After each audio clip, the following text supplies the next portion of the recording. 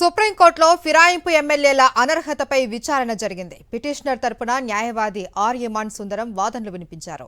Speaker నిర్ణయం తీసుకోకపోవడం అంటే రాజ్యాంగం ఇచ్చిన విధులను నిర్వహించడంలో విఫలమైనట్లేనని సుందరం అన్నారు. స్పీకర్ నోటీసులు ఇచ్చారు, రిప్లై వచ్చిందని అభిషేక్ సింఘ్వి చెప్పారు. రీజనబుల్ టైం అంటే ఎన్నికైన చట్టసభ సమయం ముగిసే వరకా అంటూ సుప్రీంకోర్టు ప్రశ్నించింది. ప్రజాస్వామ్య విలువల మాటేంటి అని ప్రశ్నించారు జస్టిస్ గవాయ్. తదుపరి విచారణ ఈ నెల 25కు వాయిదా వేసింది సుప్రీంకోర్టు. మరిన్ని వివరాలు మా ప్రతినిధి వెంకటేష్ అందిస్తారు. వెంకటేష్,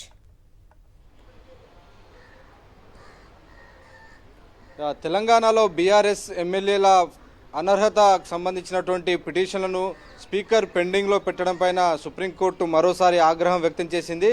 దీన్ని శాసనసభ గడువు ముగిసే వరకు దీన్ని పెండింగ్లో పెడతారా అని ఈరోజు సుప్రీంకోర్టు ప్రశ్నించింది. ఇలా జరిగితే ప్రజాస్వామ్య సిద్ధాంతాలకు విలువే ఉంటుందనేటువంటి సూటి ప్రశ్న స్పీకర్ను ప్రశ్నించినటువంటి పరిస్థితి. సో ఈ నేపథ్యంలోనే సుప్రీంకోర్టు ఈరోజు ఫార్మల్గా స్పీకర్కు అలాగే ఎన్నికల సంఘానికి తెలంగాణ ప్రభుత్వానికి నోటీసులు జారీ చేసింది. ఈ 10 మంది ఎవరైతే బీఆర్ఎస్ టికెట్ పైన గెలిచి కాంగ్రెస్ పార్టీలో చేరారు, సో వారికి సంబంధించినటువంటి అంశం పైన వెంటనే సమాధానం ఇవ్వాలని స్పీకర్ సహా మిగిలిన వారందరికీ కూడా నోటీసులు జారీ చేసింది. ఎవరైతే ఈ ఫిరాయించినటువంటి ఎమ్మెల్యేలకు కూడా నోటీసులు జారీ చేసింది. వారందరూ కూడా దీనికి సమాధానం చెప్పాల్సి ఉంటుంది. సో ఈ నెల 22 కల్లా సమాధానం చెప్పాలి. తిరిగి ఈ కేసు విచారణ మార్చి 25వ తేదీన టాప్ ఆఫ్ ది కేసుగా చేపట్టబోతున్నారు. సో టాప్ ఆఫ్ ది బోర్డుగా ఈ కేసు ఉండబోతుంది. ఆ రోజు దానిపైన సుప్రీంకోర్టు ఒక నిర్ణయం తీసుకునేటువంటి అవకాశం ఉంది. ఒక నిర్దిష్టమైనటువంటి సమయంలో కేసు డిస్పోజ్ చేయాలని ఆదేశించే అవకాశాలు ఉన్నాయి. Right, thank you Vikram.